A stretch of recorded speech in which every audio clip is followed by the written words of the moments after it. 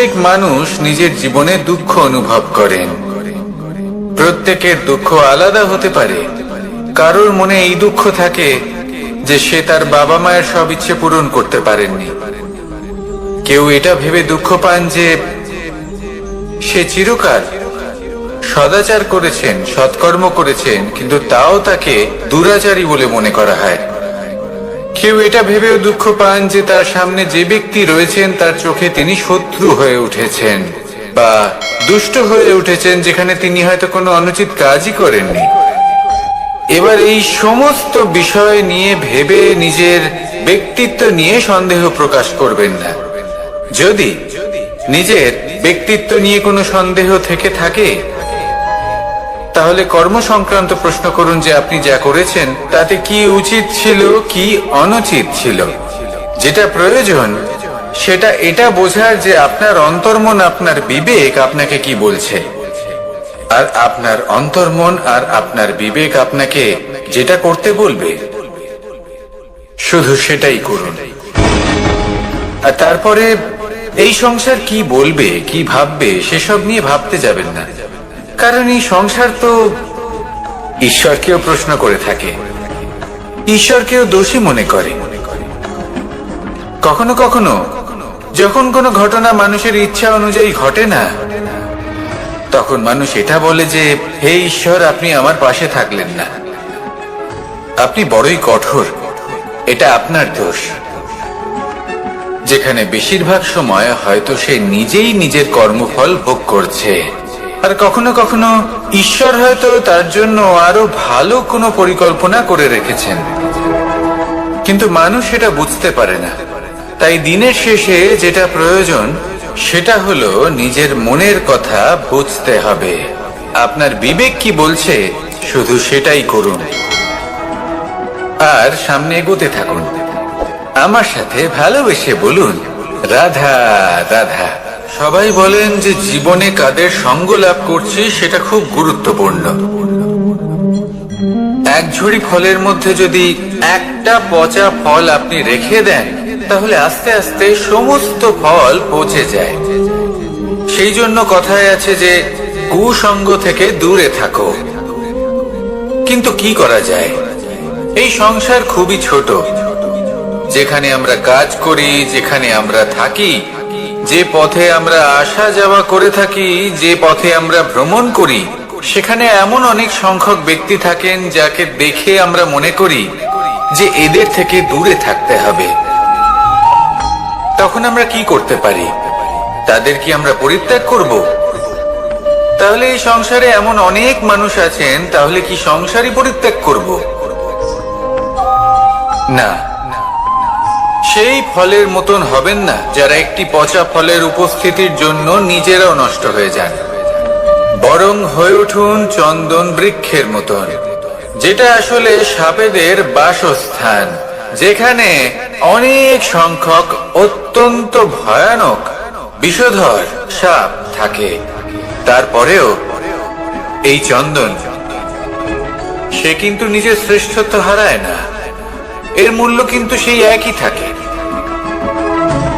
মনে রাখবেন, এই সংসারে নিজের সঙ্গ বদলানোর পূর্বে নিজেকে বদলান। নিজেকে কিছুটা এমন ভাবে গড়ে তুলুন যে কেউ আসুক না কেন সে যেন আপনাকে বিভ্রান্ত বা দূষিত না করতে পারে। আসুন আমার সাথে ভালোবেসে বলুন রাধা রাধা। মানুষ জীবনে অনেক ধরনের সুখ লাভ করে। অর্থ সুখ, পরিবারের সুখ, বৈভবের সুখ। কিন্তু এমন একটা সুখ আছে যা বেশিরভাগ মানুষকে প্রভাবিত করে, কিন্তু সেই সুখ তাদের কোনো প্রয়োজনই নেই। সেটা হলো পরনিন্দা সুখ। অর্থাৎ এমন কোন ব্যক্তিকে নিয়ে নিন্দা করা, তার প্রতি অনুচিত শব্দ প্রয়োগ করা, কারণ সেই ব্যক্তিকে আপনি পছন্দ করেন না। আর এমন অনেক মানুষ আছেন যারা এই কাজ করে খুব আনন্দ লাভ করেন, যেটা করা উচিত নয়। কারণ এতে আপনার সময়, আপনার ঊর্জা আপনার নিজের অন্তরের ইতিবাচক শক্তি আপনি নষ্ট করে ফেলছেন। আর এই সব কিছুই আপনার প্রয়োজন আছে। যাদেরকে আপনার পছন্দ নয় সেই ব্যক্তির বিষয়ে কথাই বলবেন না। সেই সব ব্যক্তির দিকে মনোনিবেশ করুন যাদের আপনি ভালোবাসেন। সেই সব কাজে মন দিন যেগুলো আপনার ভালো লাগে। সেই বস্তুর দিকে নজর দিন যেগুলো আপনার প্রিয়, নিজের লক্ষ্যের দিকে, এই সব কিছুর দিকে নয়। এমনটা করলে আপনার জীবনে আপনি সেই সব বস্তুর দিকে নজর দিতে পারবেন যারা প্রকৃত অর্থে আপনার জীবন আরো শ্রেষ্ঠ করে তোলে। এমনটাই করুন, জীবন আরো অনেক বেশি সুন্দর হয়ে উঠবে। আর তখন এই মন প্রসন্ন হয়ে বলবে, রাধা রাধা। আজ আমরা আবার সাফল্য আর অসফলতার বিষয়ে কথা বলবো। সফল ব্যক্তি কে হয় এবং অসফল ব্যক্তি কে হয়, এই বিষয়ে আমরা আগে অনেকবার কথা বলেছি। প্রত্যেক ব্যক্তি সাফল্য লাভ করতে চান, কিন্তু প্রত্যেক ব্যক্তি সাফল্য লাভের এই কাজে সফল হতে পারেন না। এবার এটা কেন হয়, এর পেছনে কারণটা কি? কারণ হলো ভয়।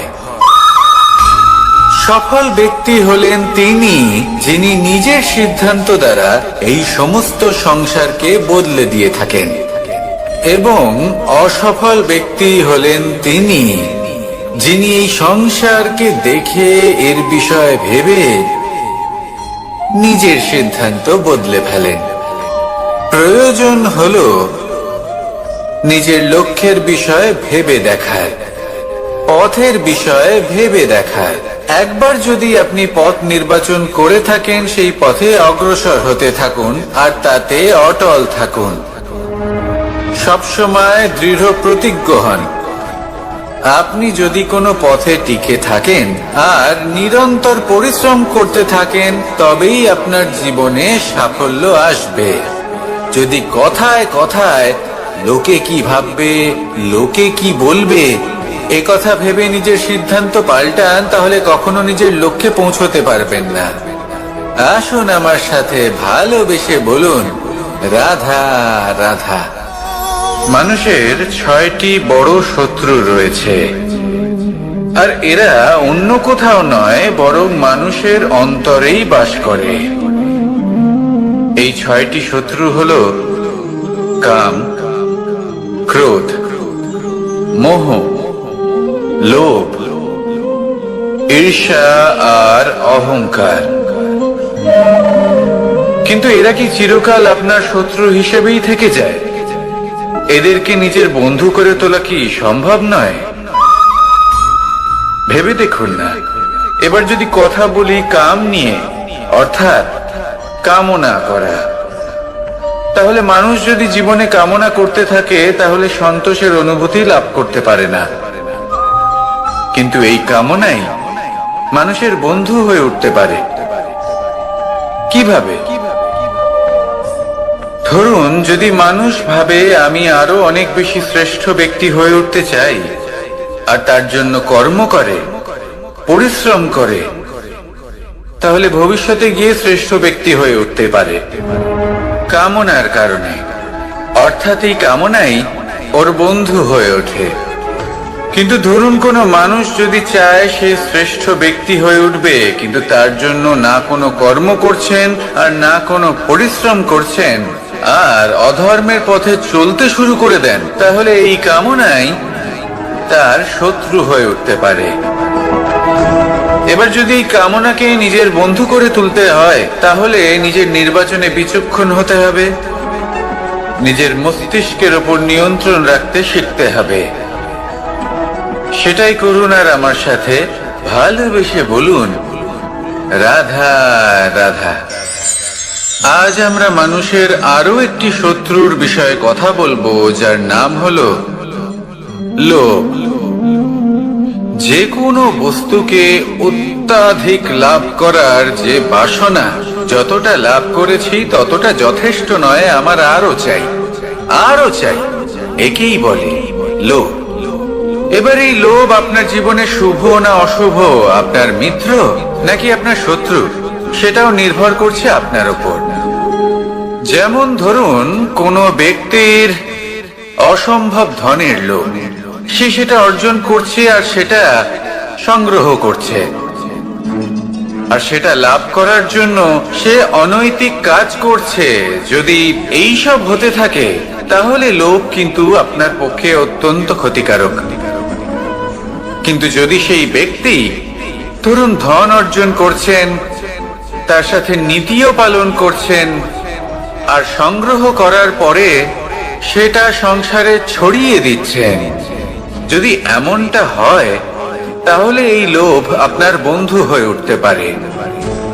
যদি আপনার সৎসঙ্গ লাভ করার, সৎকর্ম করার লোভ থাকে, তাহলে আপনি কখনো একা থাকবেন না। যদি ভালোবাসা প্রদান করার লোভ থাকে, এই সংসারকে সাহায্য করার লোভ থাকে,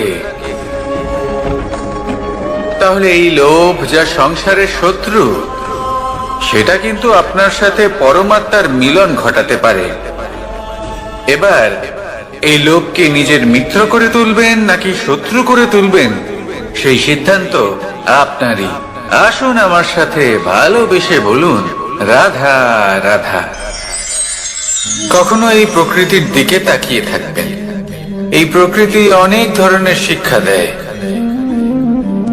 কোন একটা গাছকে দেখুন, কিভাবে সে মাটি থেকে জল শুষে নেয়। সে ঝড় হোক বা হোক কড়া রোদ, সব সহ্য করে এবং অবশেষে সে ফল ধারণ করে। আর সেই ফল উৎপন্ন করার পরে সে ফল কিন্তু সে নিজে গ্রহণ করে না, এই সংসারকে প্রদান করে, যাতে পশু পাখি মানুষ তারা এই ফল গ্রহণ করে শক্তিশালী হয়ে উঠতে পারে, সুস্থ থাকতে পারে। সেভাবেই নদী, সরোবর এরা নিজেরাও কিন্তু নিজেদের জল গ্রহণ করে না, মাটিকে প্রদান করে, পশু পাখিকে প্রদান করে। সূর্য নিজেও নিজের জন্য প্রজ্বলিত হয় না, সে প্রকাশ ছড়িয়ে দিতে চায় আমাদের সবার কাছে, সে আলো পৌঁছে দিতে চায়।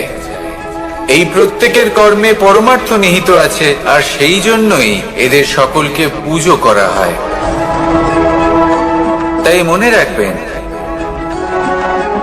আপনার কাছে জীবন যাপনের অতিরিক্ত যা কিছুই আছে তা পরমার্থের জন্য। তাহলে তার সদ্ব্যবহার করুন আর আমার সাথে ভালোবেসে বলুন, রাধা রাধা। পরিবর্তন, এটা হলো সৃষ্টির অমূল্য নিয়ম। এই সংসারে সবকিছু সময়ান্তরে পরিবর্তিত হয়, এই সময়ও পরিবর্তিত হয়। পরিবর্তন চিরকাল হয়ে এসেছে আর চিরকাল হতে থাকবে। কিন্তু এবার আমরা সেই পরিবর্তন কিভাবে লাভ করব, যেটা আমাদের প্রয়োজন, যেটা আমরা চাই। আমরা জীবনে বিকাশ চাই। এই বিকাশ কিভাবে লাভ করতে পারি? এই প্রকৃতি কিন্তু আমাদের অত্যন্ত উত্তম উদাহরণ দিয়ে বুঝিয়েছে। একটি বিন্দুর উদাহরণ দিয়েছে, যা ভবিষ্যতে একটা বিশাল নদীর আকার ধারণ করে। এটা কিভাবে হয়? মেঘ থেকে একটি বিন্দু ঝরে পড়ে সেই পর্বতের ওপর যেখানে হিম আছে। সেই হিমের সংস্পর্শে আসা মাত্র সেই বিন্দুর সাথে আরো বেশ কিছু বিন্দু যুক্ত হয়। তারপর তারা অগ্রসর হয়, আরো কিছু বিন্দু যুক্ত হয়, আস্তে আস্তে একটা ক্ষীণ ধারার রূপ ধারণ করে, এবং সেটাই ভবিষ্যতে আরো এগোতে থাকে। অনেকটা যাওয়ার পর যখন অনেক সংখ্যক বিন্দু একসাথে যুক্ত হয়, তখন সেটা বিশাল নদীর আকার ধারণ করে। এবার আমরা মানুষ বলে আমাদের সাথে এই নিয়মের অন্যথা হয় তা নয়। আমরাও এই প্রকৃতির অংশ, আমাদের ক্ষেত্রেও একই নিয়ম প্রযোজ্য।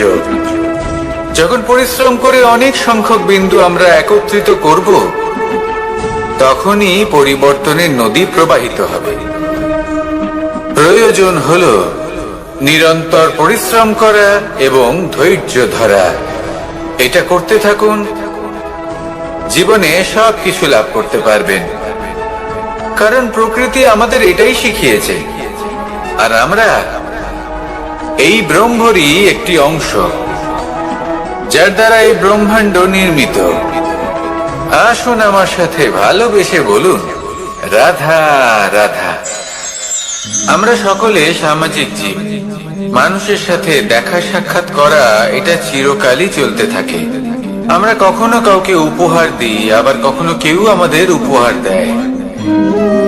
কখনো কি এমন হয়েছে যে আপনি কাউকে একটা উপহার দিয়েছেন, কিছু সময় পরে বা কিছু মাস পরে সেই উপহারই ঘুরে ফিরে আপনার কাছেই এসেছে, অর্থাৎ সেই বস্তুটাই আপনার কাছে আবার ফিরে এলো? এরকম হয়। ছেলেবেলায় একদিন একজনের বিবাহ ছিল, তখন মা তাকে একটা উপহার দিতে চাইছিলেন। তাই তিনি একটা পোশাক বানালেন আর সেটাকে সুসজ্জিত করছিলেন। আমি দেখলাম আর জিজ্ঞেস করলাম যে মা, এই পোশাক এত সুসজ্জিত করার কি আছে? তখন মা বললেন যে কানাই, কখনো কাউকে এমনই উপহার দেবে, এমন প্রকারে দেবে যে সেটা যদি আবার ঘুরে ফিরে তোমার কাছে ফিরে আসে, তাহলে যেন তোমার খারাপ না লাগে। এটাই কিন্তু হয় আমাদের ব্যবহারের সাথে, কর্মের সাথেও এবং আমাদের কথার সাথেও। তেমনই আচরণ করবেন যে আচরণ আপনি সহ্য করতে পারবেন। যদি মুখ থেকে কটু কথা বেরোতে থাকে, তখন নিজেকে সংযত করে নিন। সেই শব্দই প্রয়োগ করুন যেটা আপনি তার বদলে শুনতে চাইবেন, এবং আপনার দুঃখও হবে না। কারণ আপনার কর্ম এমন একটা উপহার যেটা আবার ঘুরে ফিরে ফলস্বরূপ আপনার কাছেই আসবে। সেই জন্য নিজের আচরণ শুভ করুন, নিজের মানসিকতা শুভ করুন, নিজের মুখ থেকে মধুর বাণী নিঃসৃত করুন, আর এইভাবেই মধুর ভাবে বলুন, রাধা রাধা। এই সংসারে প্রত্যেকটা জিনিসের নিজস্ব একটা বিশেষত্ব আছে, আর তার বিশেষত্বর জন্যই তাকে বিশেষ গুরুত্ব দেওয়া হয়। যদি কথা বলি অস্ত্রের, যেমন তরোয়াল। তরোয়াল নির্মাণ করা হয়েছে রক্ষার জন্য। কত তাড়াতাড়ি সে সামনে উপস্থিত শত্রুকে নিধন করতে পারে। এবার এই তরোয়ালের কোন গুণটা দেখা প্রয়োজন? সেটা ধার। সেই বস্তুটি নয় যার মধ্যে এই তরোয়াল রাখা হয়। সেইভাবেই যদি আমি কথা বলি বানের, তাহলে এটা প্রয়োজনীয় নয় যে সেই বান কতটা তীক্ষ্ণ, কতটা বলশালী। এটা দেখা প্রয়োজন যে তার আকারটা কেমন। সে কি বাতাস ভেদ করে নিজের লক্ষ্যে পৌঁছতে পারবে? সেটা বেশি গুরুত্বপূর্ণ। সেই জায়গাটা নয় যেখানে সেই বান রাখা হয়।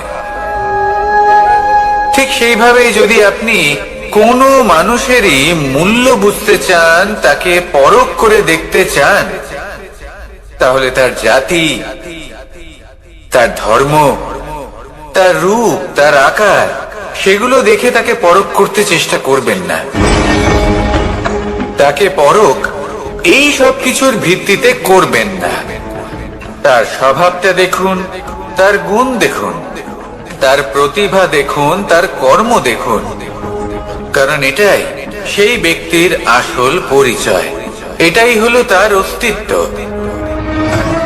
যখনই আপনি কোন নর্তককে শ্রেষ্ঠ নৃত্য প্রদর্শন করতে দেখেন, তখন আপনি কিন্তু এটা ভাবেন না যে সে কোথা থেকে এসেছে, সে কি খায়, ওর বন্ধু বান্ধব কারা। আপনি তার নৃত্য দেখেন, ওর শিল্প দেখেন, সেটারই প্রশংসা করেন, সেটাকেই সম্মান করেন। সেইভাবে এই সংসারে সকলকে সম্মান করুন। আর এই সম্মানের আধার হওয়া উচিত তার গুণ, তার স্বভাব, তার কর্ম, তার রূপ আর তার বেশভূষা নয়। আসুন আমার সাথে ভালোবেসে বলুন, রাধা রাধা। এই সংসার বলে যে কৃষ্ণ হলো মহাযোগী, কেউ বলে যে কৃষ্ণ হলো সাংখ্য যোগের প্রবর্তক, কেউ বলে ভক্তি যোগের, কেউ বলে জ্ঞান যোগের, কেউ কেউ এটা মনে করেন যে অষ্টাঙ্গ যোগের প্রভু হলাম আমি। কিন্তু এই যোগ আসলে কি?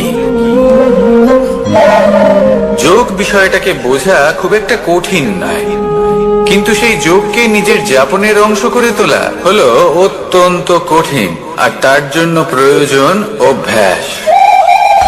যোগ শব্দটার অর্থ হলো যুক্ত করা, আর এটা আমি ছোটবেলায় শিখেছিলাম। যখন আমার মাখন খেতে ইচ্ছে করত আর মা মাখনের সেই হাঁড়িটা ওপরে টাঙিয়ে রাখতেন, তখন আমরা ভাবতাম যে অত দূরে পৌঁছবো কি করে। তখন আমরা যোগের বিষয়ে জানতে পারলাম, আর তখন জানতে পারলাম যে সব থেকে গুরুত্বপূর্ণ যোগ আসলে কি? সহযোগিতা, সাহায্য। আমরা সব সখারা একসাথে জড়ো হতাম, একে অপরের পিঠের ওপর উঠে দাঁড়াতাম, আর তারপর আমরা ওই মাখনের হাঁড়ির কাছে পৌঁছতে পারতাম, আর তারপর আমরা সবাই মিলে সেই মাখন ভাগ করে খেতাম। সহযোগিতা, এটা অত্যন্ত গুরুত্বপূর্ণ। পাণ্ডবরাও মহাভারতে এটাই করেছিলেন। ওনাদের সাথেও কেউ ছিল না, একে অপরকে সাহায্য করে ওনারা অনেক বীরদের একত্রিত করেছিলেন। তারপর অবশেষে মহাভারতের এই মহাযুদ্ধে ওনারা জয়লাভ করেছিলেন। রামায়ণে রাম এবং লক্ষ্মণের সাথে কেউ ছিল না। সহযোগিতার মাধ্যমে ওনারা ভাল্লুক আর বানর সেনাকে একত্রিত করেছিলেন, আর এই সংসারের সব থেকে প্রবল রাক্ষস রাবণকে বধ করেছিলেন। মনে রাখবেন, একসাথে মিলে যদি আপনারা কর্ম করতে শেখেন, তাহলে এই সংসারে এমন কিছুই নেই যেটা আপনি অর্জন করতে পারবেন না। আসুন আমার সাথে ভালোবেসে বলুন, রাধা রাধা। কর্ম এবং ফল। মানুষের স্বভাব হলো এটাই যে তিনি নিজের প্রত্যেক পরিশ্রমের প্রতিফল প্রার্থনা করেন। বেশিরভাগ সময় এই ফলাফলের চিন্তা করতে করতে, কল্পনা করতে করতে উনি কর্ম করতে থাকেন যে আমি এই কাজটা করলে এই ফল পাবো। সেই সব কল্পনা করতে থাকেন যা না তার হাতে আছে, না আছে অধিকার, আর না আছে নিয়ন্ত্রণ। উনি শুধু নিজের কর্ম করতে পারেন। উনি কি ফল পাবেন তা তার হাতে কখনোই নেই। তাই আপনিও শুধুমাত্র কর্ম করতে থাকুন, ফলের চিন্তা করবেন না। মনে রাখবেন, শিকড় এবং শাখা যেভাবে একে অপরের সাথে জড়িয়ে, সেইভাবেই একে অপরের সাথে জড়িয়ে কর্ম এবং ফল। যেরকম কর্ম আপনি করবেন, সেরকম ফল আপনি অবশ্যই পাবেন। তাই এই ফলের আশায় কর্মের সময় কখনোই নষ্ট করবেন না, কারণ যে ব্যক্তি সময় নষ্ট করেন, সময় সেই ব্যক্তিকে অবশ্যই নষ্ট করে দেয়।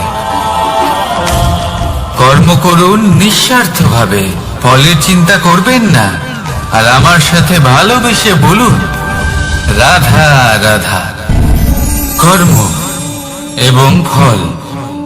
দেখতে গেলে এই সমস্ত ব্রহ্মাণ্ড এই দুইয়ের মাঝেই স্থির হয়ে আছে। মানুষজন কর্ম করেন ভালো ফল লাভের আশায়, আর ভালো ফল লাভের আশায় উনি এটাই ভুলে যান যে উনি যে কর্ম করছেন তা কি করছেন। আমি বলেছিলাম কর্ম করুন ফলের চিন্তা না করে, কিন্তু কি কর্ম করছেন সেই বিষয়ে ভাবাটাও অত্যন্ত আবশ্যক। না তো অনেক সময় আমরা এমন কর্ম করে ফেলি যা না চাইতেও বিষে পরিণত হয়, যা হয়েছে দুঃশাসনের সাথে, দুর্যোধনের সাথে, গুরু দ্রোণের সাথে।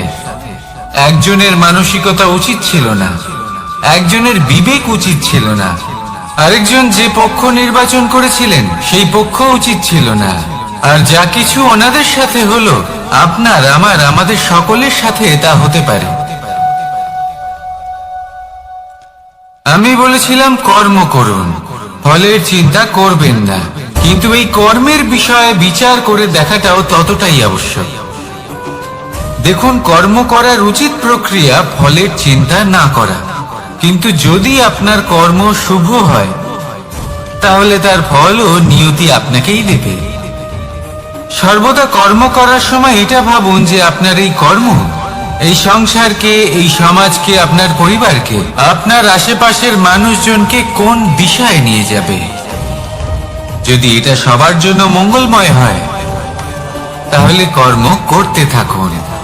আর হ্যাঁ, নিশ্চিত রূপে ফলের চিন্তা করবেন না। আসুন আমার সাথে ভালোবেসে বলুন, রাধা রাধা। বটবৃক্ষের বীজ সর্ষের দানার থেকেও ছোট হয়, কিন্তু যখন তা নিজের রূপ ধারণ করে তখন তা বিশাল বৃক্ষের আকার ধারণ করে, যা সহস্র বছর ধরে বেঁচে থাকে, ছায়া প্রদান করে, পাখিদের আশ্রয় প্রদান করে, আর দেয় পথচারীদের বিশ্রাম করার স্থান। কেন? কারণ সেই ছোট বীজ তা মাটির ভেতরে গিয়ে নিজের খোলস ত্যাগ করে। অন্ধকারে থাকে সে, যতই আলো আসুক না কেন, যতই বর্ষা আসুক না কেন, সব সহ্য করে। আর তারপরে একটা চারা গাছ অঙ্কুরিত হয়, তারপর ধীর গতিতে একটা বিশাল বৃক্ষতে পরিণত হয়। দেখুন, জীবনে কঠিন সময় আসে, এই জন্য নয় যে আপনি হার মেনে নেবেন, এই জন্য আসে যাতে আপনি ভবিষ্যৎ নির্মাণের জন্য নিজেকে তৈরি করতে পারেন। যদি কঠিন সময়ে আপনি ওই বীজের মতো দৃঢ় হয়ে থাকতে পারেন তাহলে আপনিও একদিন সেই বিশাল বৃক্ষের মতো নিজের অস্তিত্ব গড়ে তুলতে পারবেন, যা সহস্র বছর পর্যন্ত মনে রাখা হবে। আসুন আমার সাথে ভালোবেসে বলুন, রাধা রাধা। এই ব্রহ্মাণ্ড কত বৃহৎ, তাই না? যার সম্মুখে এই পৃথিবীকেও একটা বিন্দুর মতো মনে হয়। আর এই পৃথিবীতে আমরা কে হই, আমাদের আকার কি রকম, আমাদের অস্তিত্বই বা কি? যখন আমরা এভাবে ভাবি তখন মনে হয় আমরা কিছুই নই। তা আমরা যখন কিছুই নই তাহলে আমরা এত চিন্তা করি কেন? কি ভেবে ভয় পাই? কাকেই বা এত ভয় পাই? কে আমাদের মারতে পারে আর কেই বা আমাদের জন্ম দেবে? আত্মার আসলে না কখনো জন্ম হয় আর না কখনো মৃত্যু। আত্মা শুধুই শরীর বদল করে। আপনি, আমি, আমরা সকলে এই শরীর নয়, আমরা হলাম আত্মা, যা হলো পরম আত্মার পরম অঙ্গ।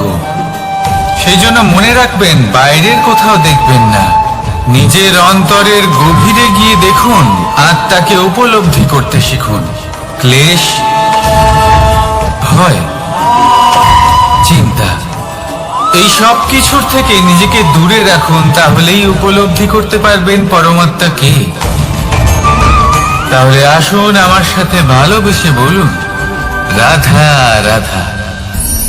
পরিবর্তন এই সংসারের শাশ্বত নিয়ম। কোন রাজা নেই যিনি চিরকাল রাজা থাকেন, কোন ধনী ব্যক্তি নেই যিনি চিরকাল ধনী থাকবেন।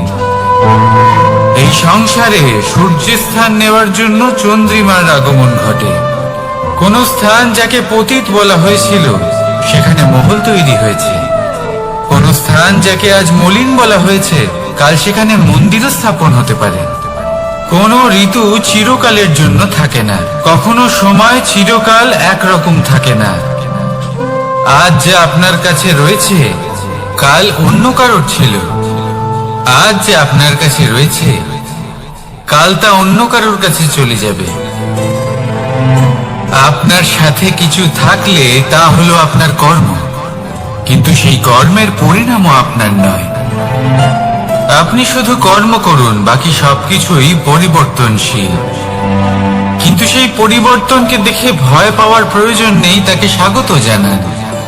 যদি আপনি হাসি মুখে সেই পরিবর্তনকে স্বাগত জানান তাহলে এই পরিবর্তনও হাসি মুখে আপনার সাথে থাকবে।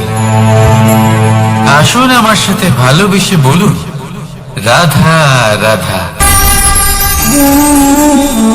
সঞ্চয় মানুষের যখন থেকে বোধ বুদ্ধি হয় সঞ্চয় করতে আরম্ভ করে দেন। সঞ্চয় করতে থাকেন ভোজনে, সঞ্চয় অর্থে, সঞ্চয় শক্তির। নিজের জন্য করেন, নিজের পরিবারের জন্য করেন, নিজের স্ত্রীর জন্য করেন, সন্তানের জন্য করেন, সন্তানের জন্য সঞ্চয় করেন। সঞ্চয় করার জন্য ওনার কাছে অনেক কারণ রয়েছে, কারণ উনি এটা ভাবেন যে এই সঞ্চিত শক্তির জন্য কেউ ওনার কোনো ক্ষতি করতে পারবে না।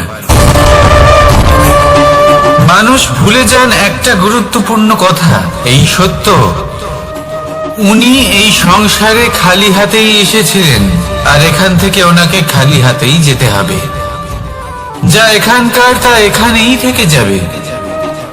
আর যদি কিছু ওনার সাথে যায় তা হলো ওনার কর্ম, আর কিচ্ছু নয়।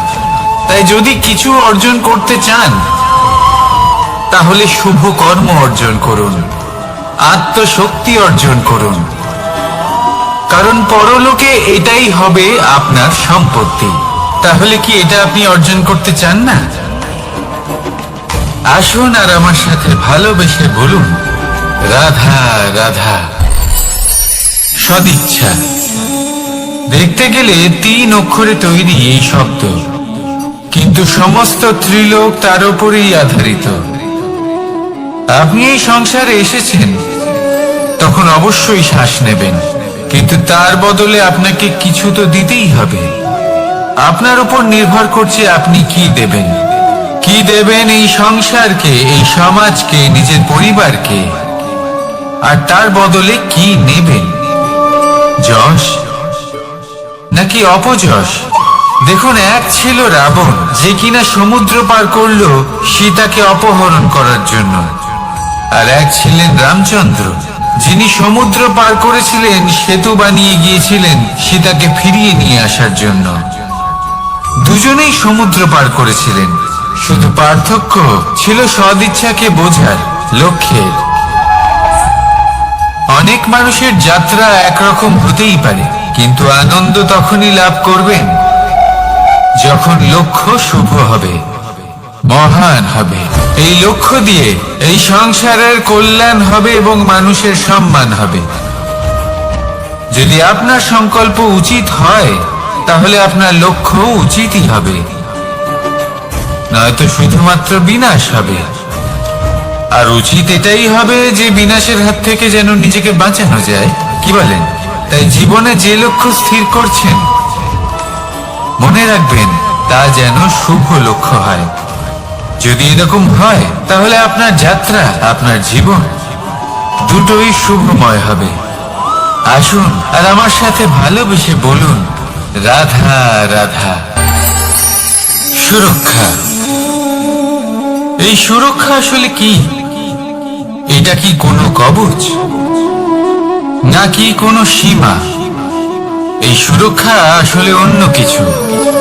আমাদের মাতা পিতা, আমাদের প্রিয়জন, আমাদের বন্ধু, এই সমাজ, আমাদের শুভাকাঙ্ক্ষী, আমাদের আত্মীয়, এনারা সবাই আমাদের জীবনে কোনো না কোনো ভাবে সুরক্ষা দিয়ে থাকেন, একটা কবচ দিয়ে থাকেন কোনো না কোনো রূপে। কিন্তু দেখতে গেলে আমাদের পরাক্রমের পথে, আমাদের বীরত্বের পথে, আমাদের সাহসের পথে এই সুরক্ষাই সব থেকে বড় বাধা হয়ে দাঁড়ায়। একবার ভেবে দেখুন, যদি আপনি কোনো সুরক্ষাই না পান, বা যদি আপনি এই সুরক্ষা ভেঙে বাইরে আসতে পারেন, তাহলে আপনার বীরত্ব চরম সীমায় পৌঁছে যায়। কেন? কারণ তখন আপনি জানেন যে এই সংসারের সম্মুখীন আমাদের নিজেদেরই হতে হবে। আপনি বুঝে যান যে শত্রুর সম্মুখীন এবার নিজের বলের দ্বারা, নিজের পরাক্রমের দ্বারা, নিজের সাহসের দ্বারা করতে হবে। আর তখন আমাদের মনের মধ্যে এই শক্তি জাগ্রত হয়। এই শক্তি অন্তরেই বসবাস করে। শুধু এটা চিনে নিতে হবে, একে জাগ্রত করতে হবে, আর এটা সুরক্ষা ভেঙে যাওয়ার পরেই সম্ভব হয়। আর যারা নিজের শক্তি সম্পর্কে জানেন, যিনি নিজেই জানেন তিনি কতটা শক্তিশালী, তিনি নিজেই নিজের সুরক্ষা কবচ চিরকালের মতো ভেঙে ফেলে দেন, ঠিক কর্ণের মতো।